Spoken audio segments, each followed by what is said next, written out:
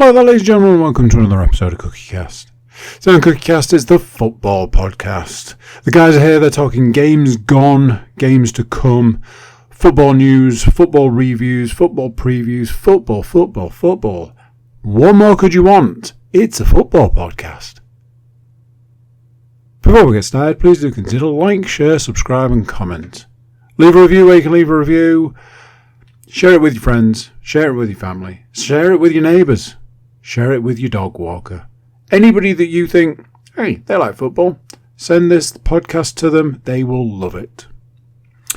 Right, let's get started. Here we go. This is CookieCast, the football podcast.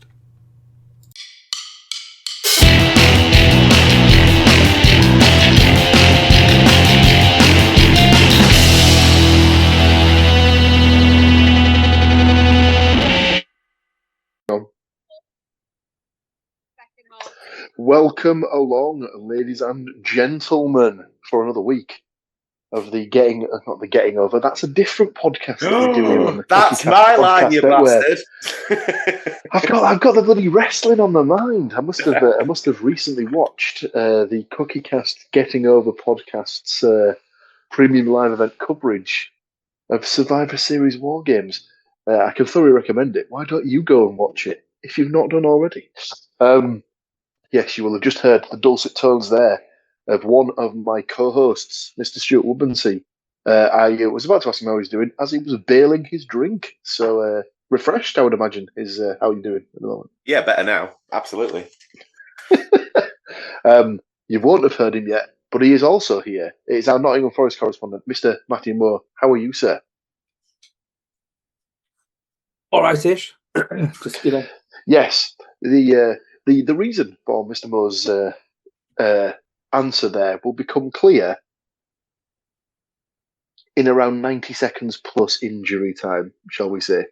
But we have Week 14's games to go through. And speaking of Mr. Moore, it will be him that we start with this week as our first game of Week 14. Was European action and saw Nottingham Forest take on Malmö FF of Sweden. Now, this is, of course, a repeat of I put this up last week as well, 1979 European Cup final, which, of course, Forest were successful in. Were they successful in this tie? So it was. So obviously, yeah, with it being goodness me, 46 years since the European Cup final. They made a big deal of it. I feel like I must have gone to because they played. It was kind of made this kind of big deal. Oh, they're playing Malmo. Oh, this big deal. We have played them a couple of times since, almost as recently as 1995, the last time we were in Europe. But they did make a really big deal of it. The surviving members of of both teams were invited. So Malmo, both Forest players and Malmo players from 1979 were there. They had like a big dinner beforehand. They all kind of had a nice kind of you could pay a substantial amount of money to go to it. Basically, shock horror. I will tell you a story later about shocking amounts of money in a bit. So they had that. The under-18s played a game as well in original kits. So I don't know where they'd managed to get original kits from, but they played a game between the under-18s there, and then at the start of the game, all the players were out on the pitch. Both sets of players, which was nice. The Forza Garibaldi unveiled a tifo because obviously the kind of melancholy side of it is that it's not been that long since Trevor Francis passed away, and obviously he scored the goal that day. So the tifo was like a picture of like a cartoon version of Francis scoring the goal and the commentary from the game on the television and stuff like that. And it was, a lot of kind of things like that. And then you kind of like read around Malmo, and Malmo have had a bit of a bad season. Obviously, the Swedish season has finished, so they've kind of not played for 2 or 3 weeks, I think. And they finished 6th in their league, so it hasn't been a stellar season, and they are firmly bottom of the Europa League. And it was one of them ones where Forest Forest were encouraged to go out and kind of stamp their authority on it. Deitch made 7 changes, I think, from the Liverpool win. And however, and it was one of those changes that got the first Forest goal. Young Mr. Ryan Yates getting the first one. Nice kind of move, kind of bit of a breakdown from a corner, I think. And Milenkovic brought it back down, played it across, and Ryan Yates slotted it in from about kind of like 15, 16 yards out for 1-0. Then the second goal, it was finally, after a bit of a kind of slow start at Forest, Callum Owendo got his first goal for the club. Again, ball played in, good header from Yates. Saved by the keeper, but Callum Owendo was back at the other side of the goal to knock it in, 2-0. And they kind of not took the foot off the gas, but kind of played it around a little bit more. But as they said on the radio, it's not too bad when you can bring on Elliot Anderson to kind of pick the game up a little bit. And after that, Nikola Milenkovic got his first goal of the season, which, when someone mentioned it, he scored 5 last year, which is not bad for a defender. But this is his first one of the season. So Forest run out. So on a sentimental evening, Forest ran out. Comfortable winners. So everybody got to go home and celebrate and all that kind of thing. But a 3-0 win. So very nice. We're firmly in the playoff section.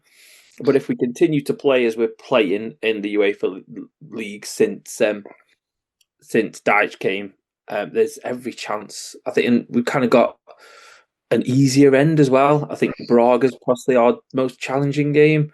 But realistically, we could get into the automatic section, which means less games, which would be beneficial. Yes, if they can finish in the top 8, they'll go straight through to the knockout phase. They won't have the playoff round to play. So, like you say, they'll avoid that extra game. What do they play 2? Does it go to like the playoff, like the away leg kind of thing, or is it like a mini league again? Yeah, I can't remember whether the playoff thing is just if it's a single knockout or if they both play home and away legs. Can't remember that one. We'd need to look into that one. But we'll cross it as if it comes to it and stuff like that. The one thing I did want to raise was the fact that you said young Ryan Yates. Is he about 27? 28, I think he's only 28. What do you think? He's scored in. He's a bit like what was the Hull guy? Louis. No. The hacker. What was it? Who was the captain all the way when you went into the Premier League? Ian Ashby. Ian Ashby, yeah. So like Yates has now scored in the Conference, League 2, League 1, Championship, Premier League, Europa League, and obviously those from Championship up is Forest. Obviously below is a variety of Forest Green Rovers,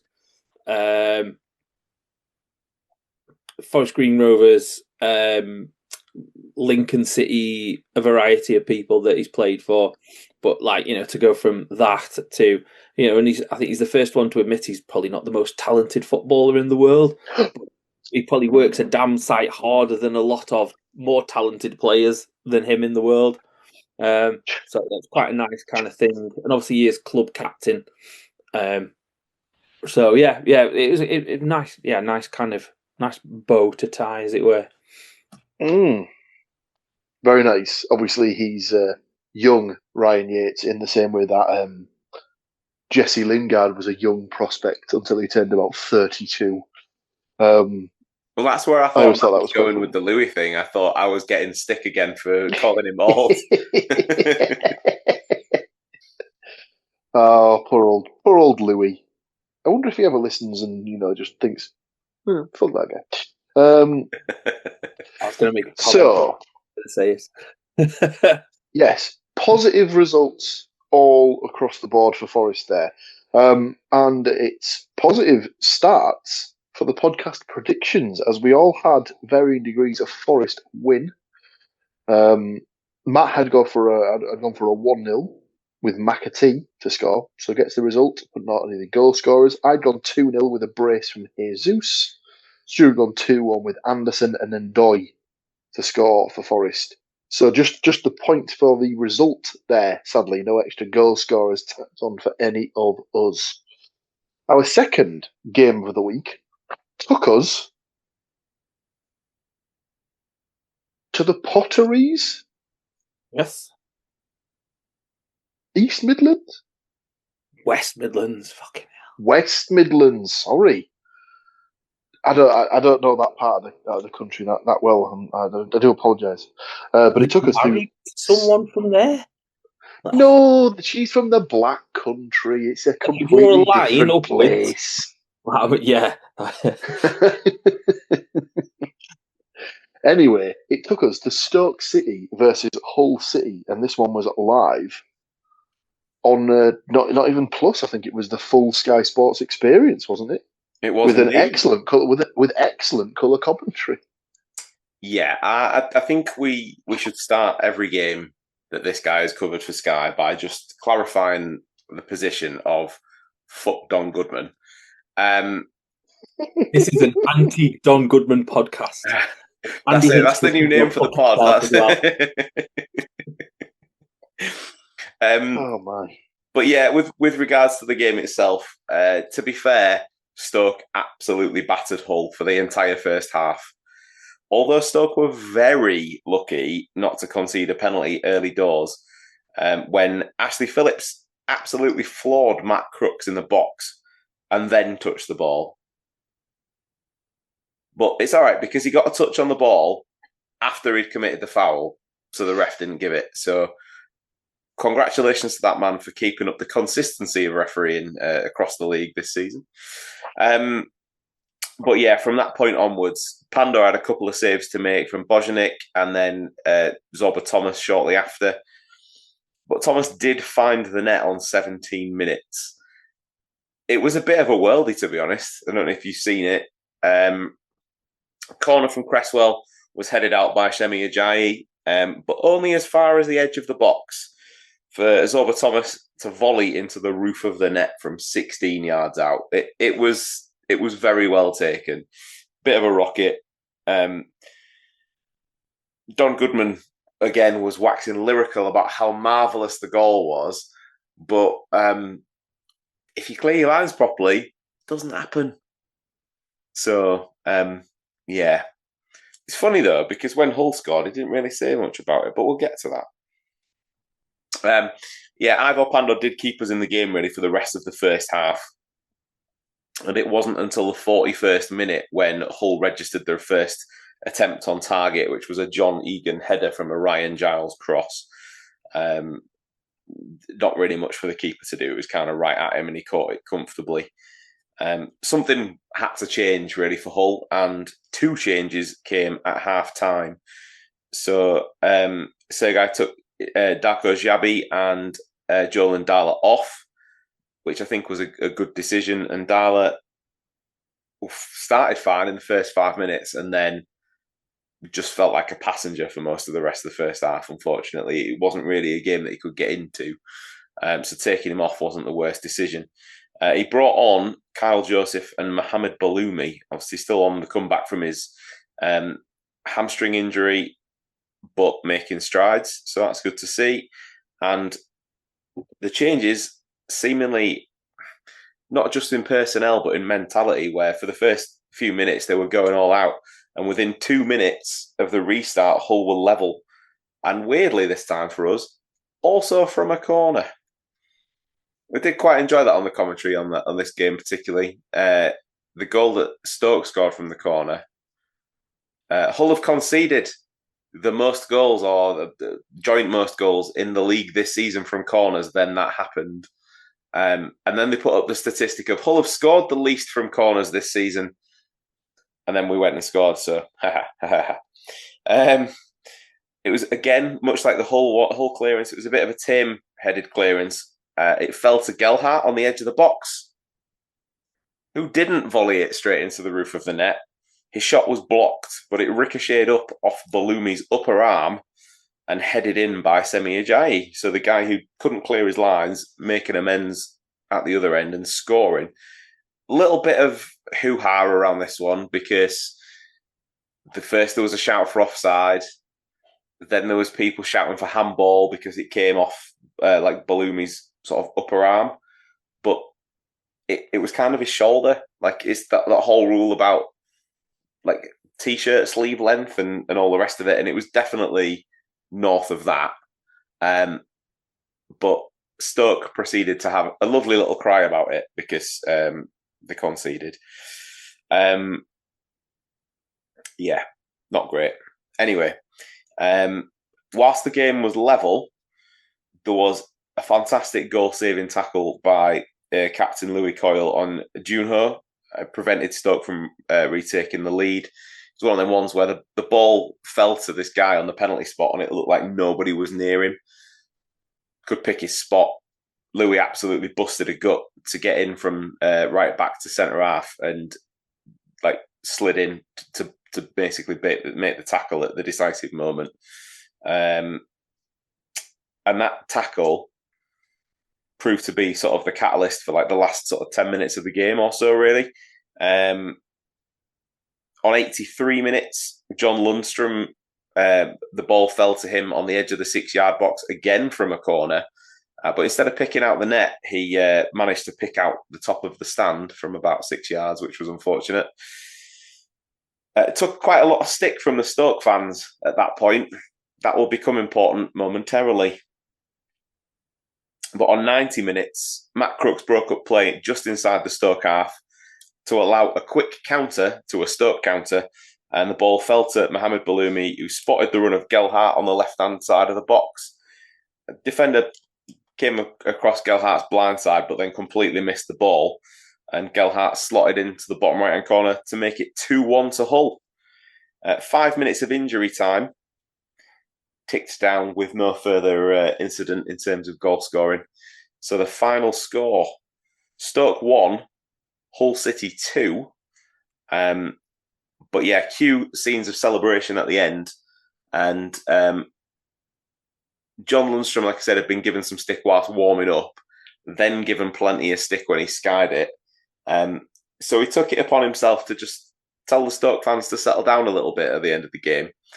And then all hell broke loose, seemingly, on the sense of Stoke fans seemingly can't work out that you don't throw things onto the pitch nor enter the field of play when you've lost and you're just losing terribly. It's the least sportsmanlike conduct, I guess. And if they're going to dish it out, they've got to expect a little bit back. We've seen it with Jamie Vardy at our place last season, which we talked about at the time. The fans gave him plenty at Hull, and he certainly gave it back when he scored. And I don't really think it's out of the way to, when the final whistle goes and your team are in front, to celebrate a win. That's sort of what happens in football. But anyway, yeah, as soon as this happened, the guy entered the pitch. The steward's got him. But then the Stoke players decided to be a bunch of little bitches as well. And little scuffles kind of happened all over the pitch. Whilst, may I add, the managers were just having a nice friendly discussion about how the game had gone. And that was, I'm not even being sarcastic, absolutely fine. And from the pressers afterwards, it almost seems like one of them has said to the other, what's going on over there? Maybe we should go and have a look. And they just sort of went and chilled it out at the end. But yeah, bit of a sour end. I should imagine that there's probably going to be another fine coming once that gets ironed out for both sides. And it has already been confirmed this week that something similar happened at Birmingham, where there was a bit of a fracas, but that's probably because Stansfield's a tit. And both clubs have been issued with a £25,000 fine for that particular incident. So the league, being the league, will presumably look at that favourably when it comes to Hull and probably double it now for this one. So I hope Ajon's got his checkbook out because, it is early 2000s and that's how banking is done in football still. So correct. He'll have to go smash his big Coke bottle that's got all his 2p's and various change in it and stuff like that. What is the Turkish currency? Have they switched to the euro, or is it still lira? I've never been, so I also have never been. I'll have to ask my good lady wife the next time she is not sleeping. Predictions wise, no one had a Hull City win. So no points for results there. So we're basically hoping that some of us have got goal scorers. Well, some of us had goal scorers. Stuart had gone for a 1-1 draw and had Thomas as one of his goal scorers. Matt had gone for a 1-1 draw and had Gelhardt as one of his goal scorers. I'd gone for a 2-1 Stoke win and had Gelhardt as my whole goal scorer. So it's a point apiece, which means that going after 2 games, we're all three of us are tied on 2 points. Our third game of the week brings us round to my good self, and it is my team Middlesbrough taking on Derby County in what was the first game of the Kim Hellberg era. The guys in the South Stand had put together a tifo for, I believe it was 30 years of the Riverside Stadium, which was quite nice. And obviously you got the big welcome a couple of minutes before the kick-off. And it went to pass that, of course, you'd get a good start, and they'd be well on their way to a nice opening day for him by no means win. So of course they found themselves 1-0 down after 2 minutes. Pretty much the worst possible start it could have hoped for. It was a header out from defence. I can't remember who the Derby guy was that got the head on it, but it found its way to central midfielder Salverson. And he kind of sort of controlled it, and then I felt almost just in more than hope than expectation, then just hoiked it over his own head. But it actually felt quite nicely for Adjiman to run onto. He outpaced Alfie Jones and slipped the ball around Bryn from about 10 yards out to make it 1-0. Derby should have actually made it 2-0. But a chance from a corner was headed over by Sanderson from about 2 yards out. At the other end, Callum Britton almost equalised, but his effort smashed off the underside of the bar, hit the line and bounced away to safety. And then Bergzorg was also guilty of missing a chance. He had an effort that went over the bar from about 6 yards out. So that's how it finished at the end of the half. So Derby went in with the 1-goal advantage. They, again, could have doubled their advantage, but Matt Clark, playing against his former team, no less, scuffed a shot wide off the back of a long throw. And then it was all Borough for the remainder of the game. Matt Target had a free kick, which was very much off target, shall we say. That went wide of the post. Morgan Whittaker then had another free kick from about the same area, but drew a good save from the Derby keeper to keep it at 1-0. But they kept pushing, they kept knocking on the door, and eventually they got their rewards on the 75th minute. The equaliser came when Matt Target smashed home a bullet header from a Hayden Hackney corner from the right-hand side from about the penalty spot. It was a good header. Keeper was never getting anywhere near it. And they did complete the turnaround in the 84th minute when it was that man again, Morgan Whittaker, with his third in 3 games, Got the ball, a little pass from Hayden Hackney on the edge of the box, sort of right on the corner. And I don't know if I'll give him his benefit of the doubt. I think he's going for the shot. It's one of those ones where box is very crowded, has the effort that sort of goes into the box, bounces, no one gets a touch on it, bounces straight past the keeper, nestles in the corner of the net, makes it 2-1 Borough, and that's how it stayed. So Mr. Hellberg gets a win in his first game in charge. Very, very happy. 3 points for him. Everyone gets points in this one. Matt had gone for a 1-1 draw, so no points there, but did have Whittaker to score for the Borough, so gets himself a bonus point there. Stuart gone for a 1-0 win with McGree to score, so gets just a 1 point for the correct result. I, on the other hand, had gone for a Middlesbrough 2-1 win, so 2 points there for the correct score. I also had Whittaker as one of my goal scorers, so I get a bonus point there. So 3 points for myself, a point apiece each for Stu and Matt. And we move into our 4th game of the week, which took us back to the Premier League and took us to Nottingham Forest versus Brighton and Hove Albion. And off the back of a stunning 3-0 win in Europe, could they back it up with a domestic win against a team they put 7 past last season? No. No. Nice and short. A bit of a bump back down to earth, I think. I think, obviously, Maria went off against Malmo and didn't play this against Brighton. I'm thinking, did Gibbs? I can't remember if Gibbs White played as well. Did he play? Yeah, he did. He played on Sunday. But yeah, I think Brighton came and I think from kind of what I saw and what I listened to, they set up early on to be not stuffed again. But obviously, which led to Forest kind of getting a bit frustrated and getting a bit, not kind of losing their kind of form. And then towards the end of it, in added time, one of the Brighton players kind of wandered through the midfield and no one really picked him up and cross in, and it was basically from the right winger to the left winger, and he stuck it in the back of the net for 1-0 to something.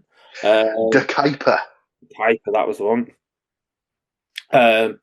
So yeah, that 1-0. So then I think Forest came out again in the second half, went a bit more attacking. Hutchinson came on for Dominguez and kind of gave it a bit more of a go. And then Brighton got them like 83rd minute as Forest were pushing for the equaliser. Morato tried to nod it back to Salz, but didn't really connect with it very well. And the Brighton guy just nicked in and finished off the game. Disappointing, but I think tonight's result aside, I mean, this spoiler alert, it's Wednesday. They've given Villa a good game, who are on a really good run of form, and kind of I don't want to make excuses because obviously not all the players played, but a 2-3 day turnaround, ready to play again on the Sunday against the team that are very well organised, had plenty of rest, and ready to go. A 2-0 is not too bad. I think they could have gone 4th tonight if they'd beaten Villa. But yeah, so disappointing 2-0 defeat. But, positives to kind of build on. And go from there. Yeah, Brighton are one of those weird teams that I can never work out. Every time I think they're sort of good, they'll get beat by someone shit. Like they'll probably beat the team that Wolves gets their first win off this season or something like that. And then they'll turn around and like put 4 past United or something like that. One thing that is consistent about them. One thing that is consistent about them is their manager's a knob. So no matter who he is. So, Well, the one yeah. that's definitely got at the moment is definitely a knob. So, Young as well. Very, very young. don't they tell you? Always wary of the young managers, especially when they're in charge of your own team.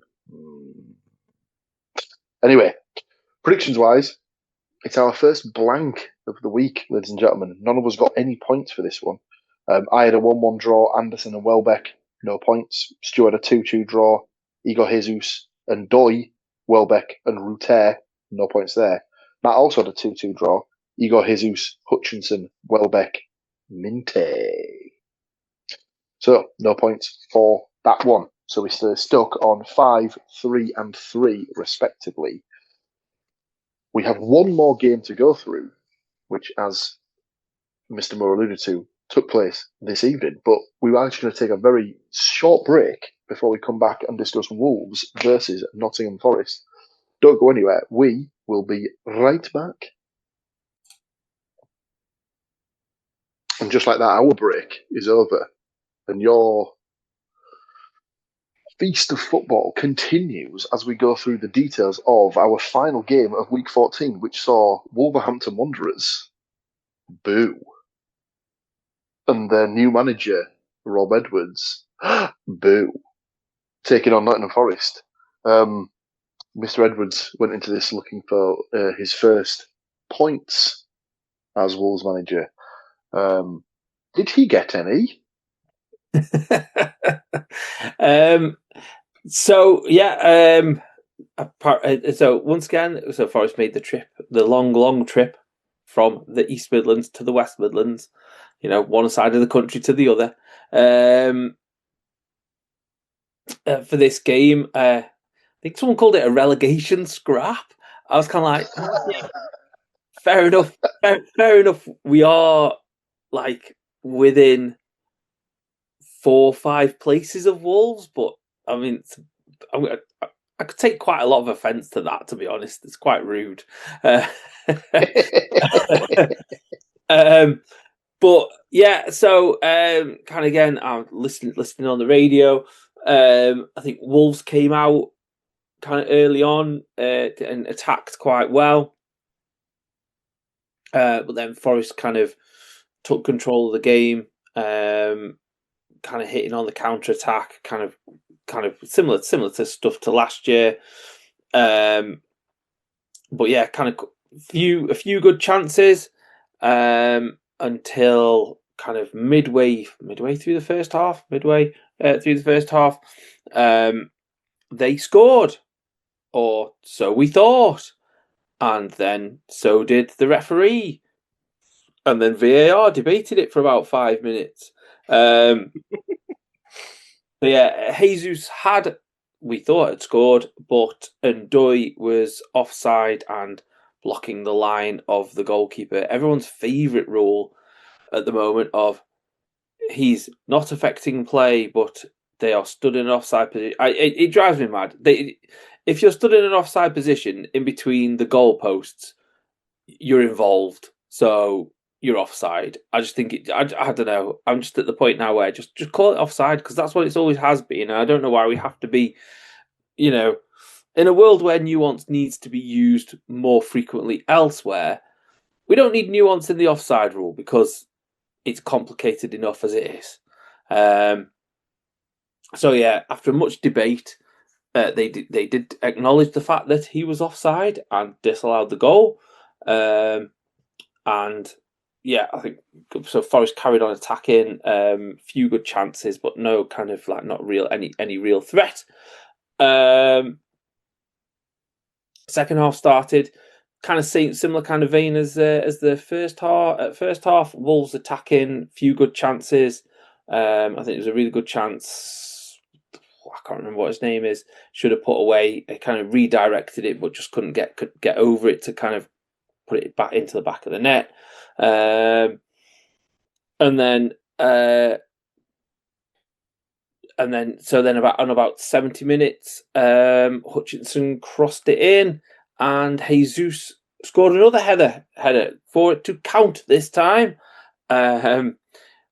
I've just seen a picture on social media of Morgan Gibbs White giving it absolute big licks to the Wolves fans because, of course, after 4 years now, they've still not got over the fact that he's left the club, even though he wasn't playing for said club, and they'd shipped him out on loan all over the shop. So yeah, Jesus scored a header, and then Forest kind of played the game out. So a nice 1-0 win for the relegation 6-pointer battle thing, as it were. That's correct. A 1-0 win for Nottingham Forest, meaning that Wolverhampton Wanderers still are awaiting a first win in the Premier League this season. Just 2 points to their name after 13 games. 14 games? We'll look. 14. Oh dear. It's not looking good for old Rob and his boys, is it? Predictions wise, everyone gets a point, as everyone had a Nottingham Forest win. Sadly, no one had 1-0 Jesus. No one had Jesus in any guise. So literally just the 1 point. I had 3-1. Stu had 2-0. Matt had 2-1. And like I say, no one had picked Jesus as a goal scorer. Annoyingly for me, I had picked Yates and Milinkovic. So I'd just gone a week too early on my midweek goal scorers. Yes. So, point apiece for myself, Mr. Moore, and Mr. Woodmansey, which means we finish the week out with 4 points apiece for Stuart and Matt. But I do take the win because of my correct score prediction for the Borough game with a whopping 6 points in total. It's a big pat on the back for Mr. Williams there. So, week 14 done and dusted, and week 15 is there on the horizon. I'm looking at it right now. And it opens on a Friday night. And it doesn't just open with any Friday night game. It's our first podcast derby of the season, ladies and gentlemen. It sees Hull City taking on Middlesbrough. Now, normally this would be the point where I'd be turning to Mr. Woodman saying, "Oh, it's a home game. Will you be in attendance?" But I already know that he'll be in attendance because I will be in attendance with him. That's correct, ladies and gentlemen. We'll both be at the game. Will we both be disappointed? Will we both be satisfied? Will we be neither? I think the main question is, will we be hungry and will we be satiated by the crumbles on offer from the catering stands? Only time will tell. Now, obviously, it's both mine and Mr. Woodmansey's team, so one of us has to go last. I believe we've been given advantage to the away team in these regards in the past.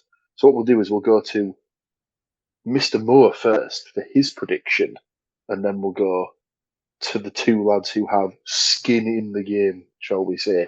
So, Matt, what on-the-fence prediction are you going for Hull versus Middlesbrough? I was going to say I've kept it nice and friendly, nice and clean. The splinters are chafing a little bit.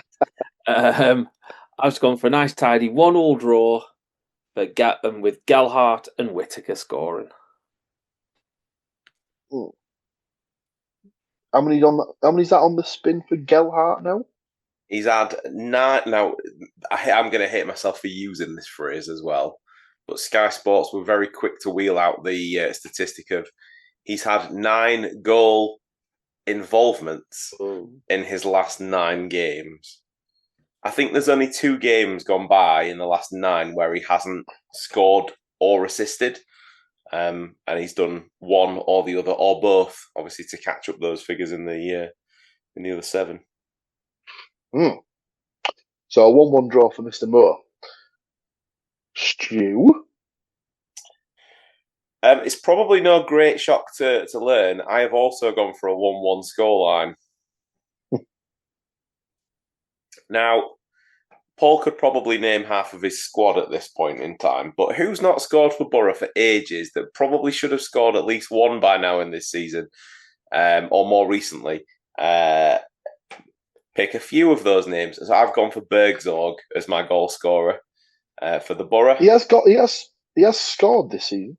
Yeah, but last season he was putting him in every 2 or 3 weeks, whereas this season I don't recall hearing his name on the podcast very much. Apart from me predicting him with no points being awarded. So we will find out if that's happened again. And then for Hull, another person who's massively overdue, but obviously it's old boy rule, isn't it? So we've had to go for Crooks. Delicious. So, 2 predictions in, 2 1-1 draws. Do we get a clean sweep, ladies and gentlemen? We don't, but we do get a clean sweep of draws. I've gone for a 2-2 here. Both teams seem to be in goal scoring form, and neither appear to be able to keep clean sheets. So 0-0 it is then, I was going to say I've said that now. So there we're going to have the most boring 0-0 either of us will ever see now. But yes, I've gone for a 2-2 draw.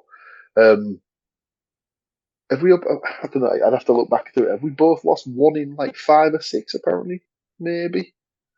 I know that Borough have lost that one against. I feel like we might be more than that because it was Ipswich, wasn't it? And then there's actually and the QPR game before that as well, and Derby, strangely enough. So Hull have got a very sort of 3-3 of their last 6 games. Borough have got 2-2. So nice symmetry there.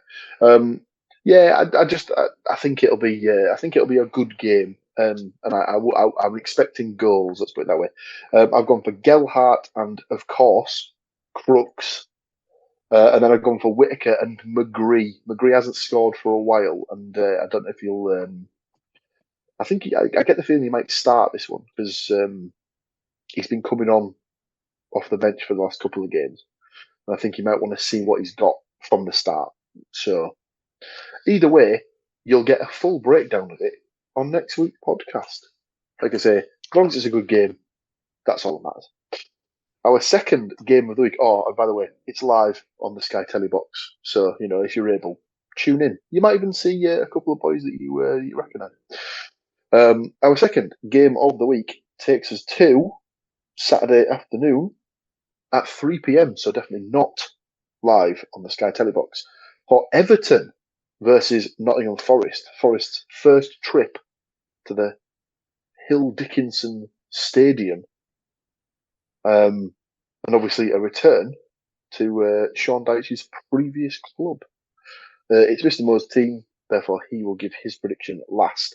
I'll go straight in here. I've gone for a 2-1 away win.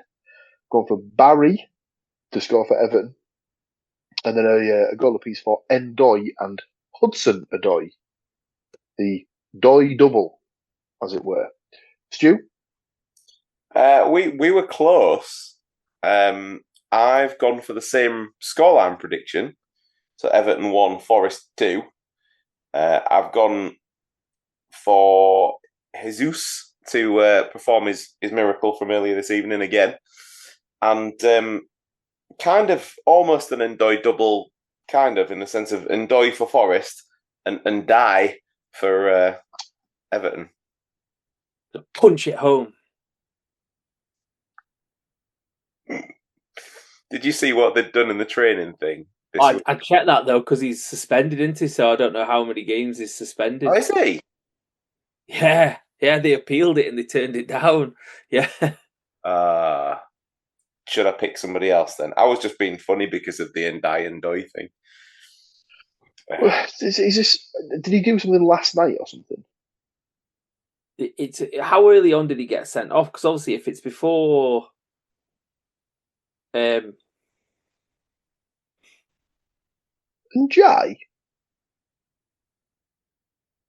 Was it?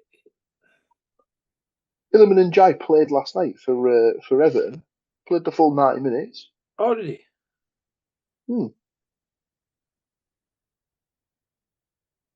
Have I got the wrong one? Which was it? A different one punching his teammate? It would. Yes, that was gay. That was gay. Sorry, I'm ruining it. What the hell's his name? I can't think of it. Idrissa Gay. Oh, I'll stick with it then. Yeah. Ndoi. Sorry, I'm ruining the joke. I was trying to work out what you were getting at there. That leaves us with Mr. Moore himself. I can't remember the last time we got a positive result at Goodison Park / Hill Dickinson. Don't, because it drives me fucking insane. Because every time it's like the favourite thing on Sky Sports to do. Oh, it's their first game at the Hill Dickinson Stadium. No shit. It's every single club that isn't Everton this year's first game at the Hill Dickinson, unless they draw someone in the FA Cup in a few weeks / drew someone in the League Cup as well. Honestly, I'm like, and obviously it's going to be even bigger because it's Sean Dyche coming back, but not to Goodison Park. Oh, he's going to the Hill Dickinson Stadium. I hope the VAR you're completely okay with it this time at that new ground.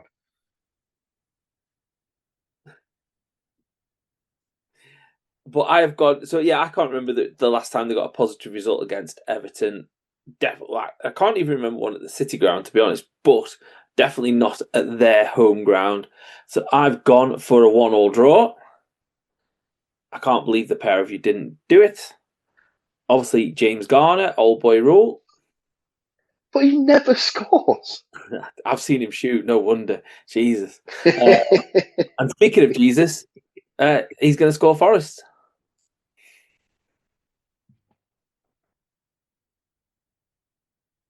Very nice. Our third game of the week, it's back to my lot, as Borough travel to the Valley to take on Charlton Athletic. It's my team, therefore I will go last. So let's go straight back to Mr. Moore for his prediction for Charlton Athletic versus Middlesbrough.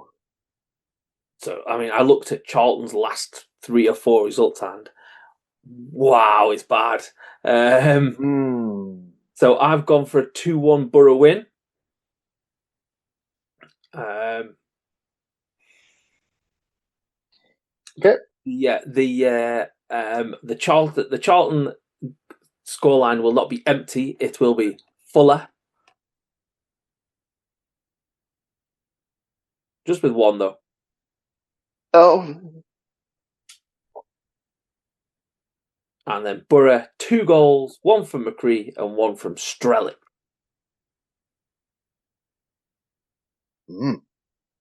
Very nice.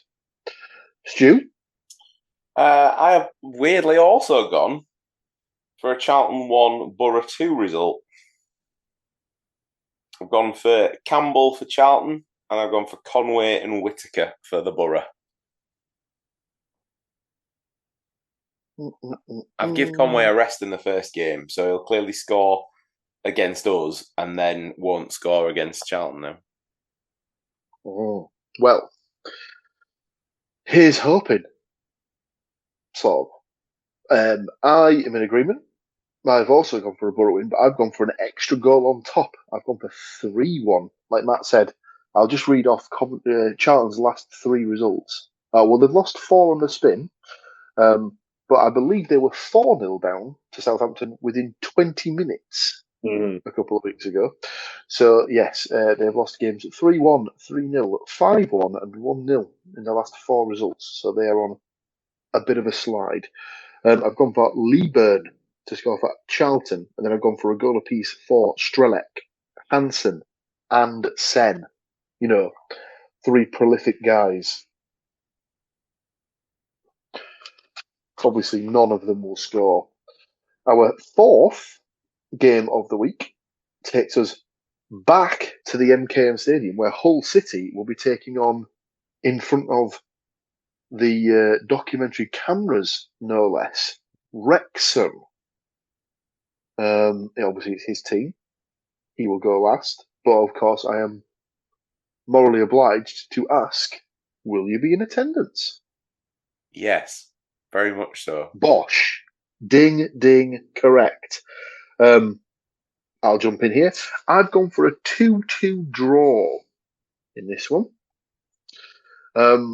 I believe this guy had potential question marks over his appearance for the Borough game, but I've gone with Balumi and Ndala as goal scorers. Is that possible? Yeah, Balumi, as I said about the Stoke game, remember, he came on as in a substitute appearance, so he's well on his way. I wouldn't be surprised to see him possibly starting against Borough, to be honest. So I think you're safe with that one as long as he rides out and don't get any more injury. Cool. Balumi and Ndala for Hull, and they've gone for Broadhead and Moore for Wrexham. Matt? I've also gone for 2 Hull goals, but I've only gone for 1 Wrexham goal. I've gone Balumi and Ndala as well. Nice. And again, old boy rule. Ryan Longman plays for Wrexham. Yes. Obviously, old manager as well. Old PP. All over his trousers. Stu? I have gone for a 3-1 home win. Ooh. Now, we played these guys at their end in the Cup, and we're 3-1 up with about 2 minutes to go, and ended up losing on penalties. So I feel like we owe them one. So I've gone to stick at the 3-1 and not let 2 last-minute goals in now. So again, I've gone for Kiefer Moore for Wrexham because that prick always scores against us, doesn't matter who he's playing for, which one of the 1,400 teams he seemingly has played for. And then for Hull, I've got Gelhardt, Destan, and a returning Ollie McBurney.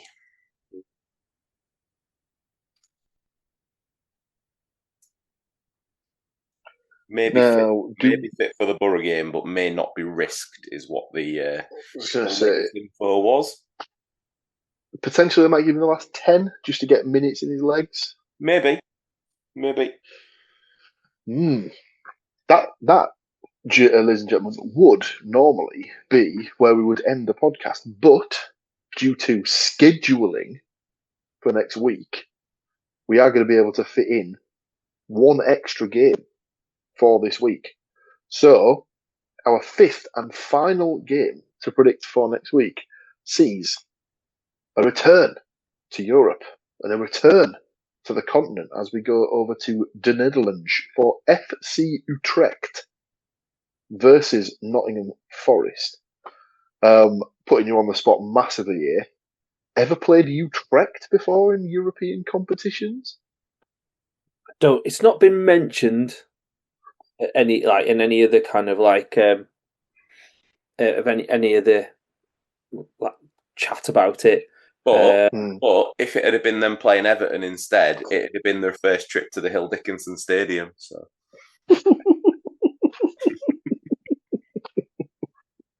honestly, he's not wrong.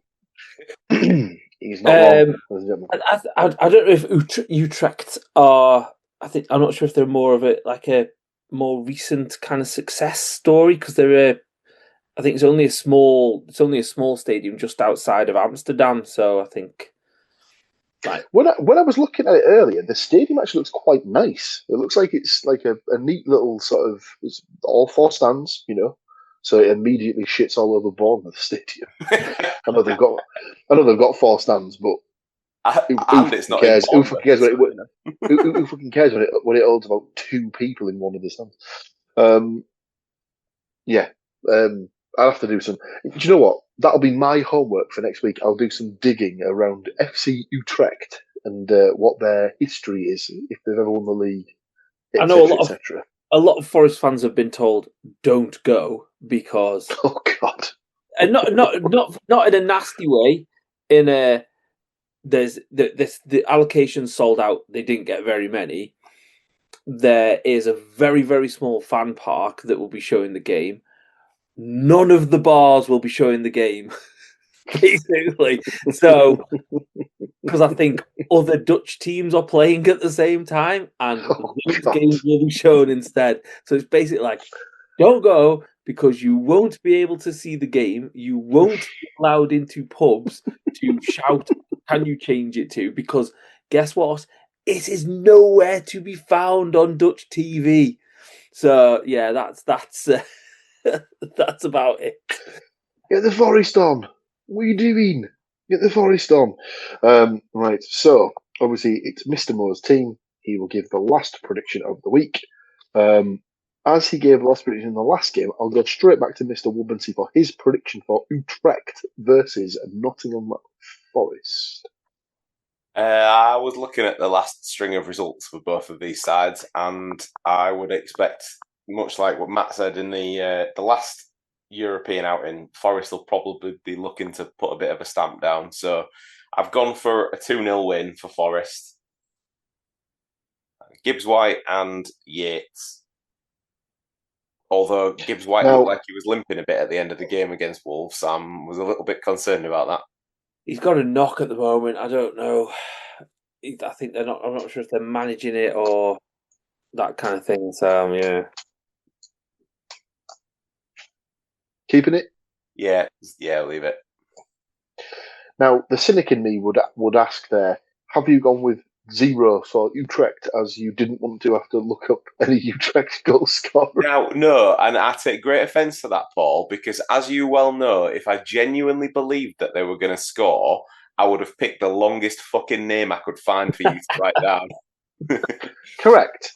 Now, just before I give my prediction, I will of course prep up my phone with some form of Utrecht names, as I'm almost certain that Matt has got at least one Utrecht goal scorer, and it'll be something absolutely hideous for me to pronounce. It'll be a midfielder whose name is on the page, but finishes on the second page of the information. Yeah. Oh, there's one there that's standing out to me, so I'm just going to keep that there as that one could also be could be an interesting one because it's. Just think, if he ever went anywhere near a goal scoring opportunity, you could have to write down Hadzi Amatovic every week for us. Oh God, Jesus Christ! Yeah, let's hope not. So I've got a weird feeling about this game. I don't know, like it could be that unknown quantity sort of thing. Don't really know what they're getting. I've gone for a 2-2 draw. I've gone for some guy called Danny De Witt. And do you remember Sebastian Aller, who once played for West Ham? He was the guy who had to take a bit of a break from football for a little while because he had testicular cancer. But he's made a full recovery. I think he got a move to Dortmund when he was back at Ajax. Sounds like he's sort of moved around a bit, never really sort of settled, and he now finds himself at FC Utrecht, which is weird. So I've gone for him and De Witt, and then I've gone for a goal apiece for Callum Wendo and Doy. Which just leaves Mr. Moore to give us the last prediction of the week and finish us off.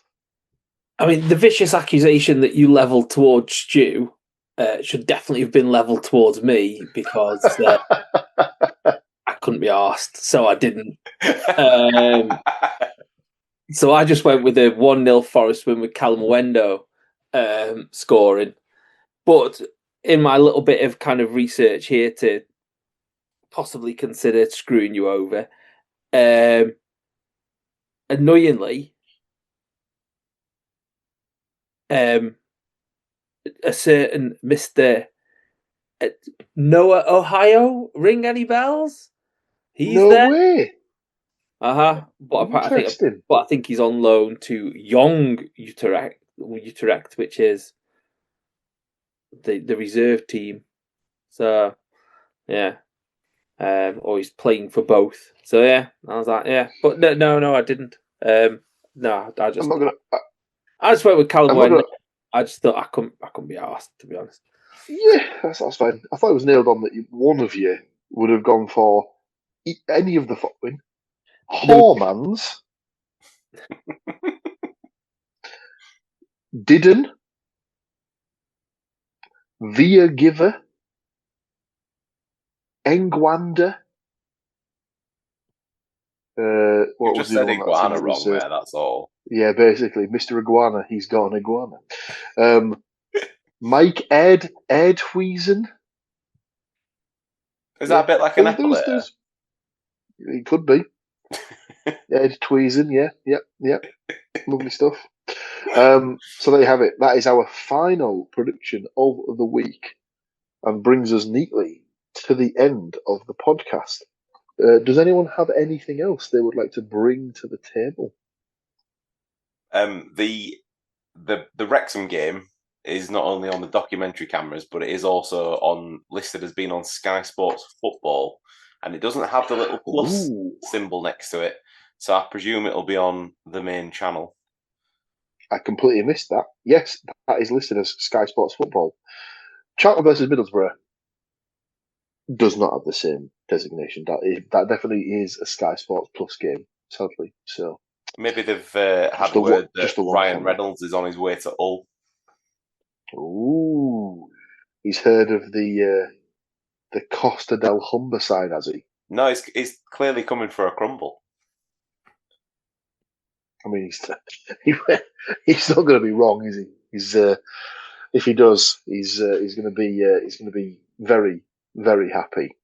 So yes, that will do us for this week. Obviously, join us again next week, where we will be indeed going through the shenanigans that took place at the MKM Stadium. Like I say, fingers crossed, we'll both come away at least somewhat contented. These games have been split over the last couple of seasons. I don't remember the last time there was a draw, in fact. So we're probably due a draw in these fixtures. So let's see. But yes, thank you, as always, to these two gentlemen for joining me to go through the details of their team's games and their team's goings on. Join us again next week, where we'll go through those results and we'll predict some more games for you. If this is your first time here, welcome along. We have lots of other stuff on the podcast. We've got football, as you've heard from today. We've got American football. We've got wrestling. We've got Formula One. And Andy also just likes to talk. That's it. That's basically it. He just talks for an hour or so. So if any of that tickles your fancy, go to those new podcasts. They will always be available. Until next week, it's tatty bye from us, and we'll see you in about 7 days' time. Tatty bye for now. So there we go. What do you think of that? Another one done. Another one gone. Thank you for watching. Thank you for listening. Thank you for being here. Before you leave us, please do consider like, share, subscribe and comment. It's only a button click away. What does a button click cost these days, I ask you? Also, check out the website, thecookiecast.com. There we have social media links and an email button, and that way you can get in touch with us. That's it for this one. Until next time, I'm going to say bye, and I'll see you then. Thank you for listening to these grumpy old men talk about football. If you've enjoyed this episode, please like, share and subscribe.